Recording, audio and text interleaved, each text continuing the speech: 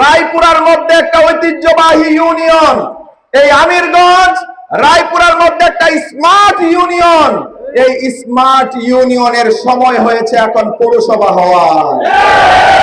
এই smart union রায়পুরার সবচেয়ে বড় ইউনিয়ন। তাদের পৌরসভা থেকেও ভোট বেশি, রায়পুরা পৌরসভা থেকেও। এই ইউনিয়নকে এতদিন অনেকে পিছনে ঢেলে রেখেছিল, ঢেকে রেখেছিল।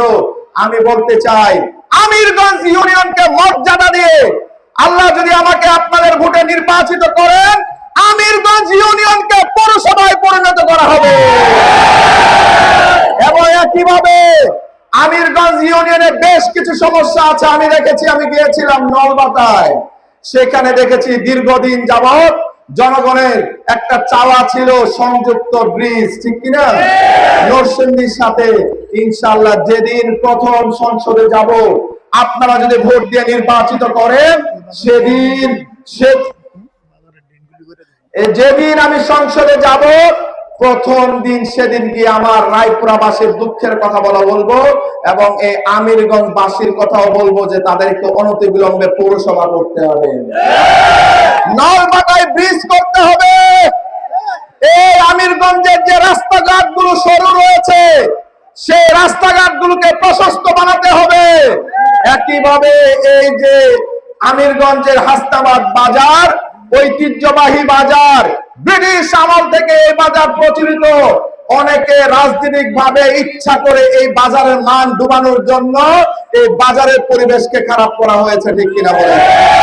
আমি এই জন্য বলি, প্রিয় ভাইরা, এই বাজারকে বাংলাদেশের বুকে আরো কিভাবে তুলে ধরা যায়, এই বাজারে আগের মতো কিভাবে ক্রেতা বিক্রেতারা ছুটে আসেন, তাদের জন্য যা যা করা প্রয়োজন আমরা সবকিছু করব। এবং আমিরগঞ্জ বাজারের সবচেয়ে বড় সমস্যা হলো ড্রেনেজ সমস্যা, ঠিক কিনা? এত বড় একটা ঐতিহ্যবাহী বাজার, সেখানে ড্রেনেজ সমস্যা হয়, সেটা মেনে নেওয়া যায় না। ইনশাআল্লাহ আমরা দায়িত্ব পেলে অনতি বিলম্বে এই কাজগুলো করা হবে। আরো যা যা প্রয়োজন তা তা করা হবে। সবচেয়ে বড় হলো আমাদের সমাজের মধ্যে একটা সমতা প্রতিষ্ঠা করা হবে, ইনসাফ প্রতিষ্ঠা করা হবে এবং সবাইকে নিয়ে, কোনো দল নয়। যারা বিএনপির ভাইরা আছেন তাদেরকে সম্মান করি, আওয়ামী লীগের যে ভাইরা আছেন তাদেরকে আপন মনে করি, সম্মান করি।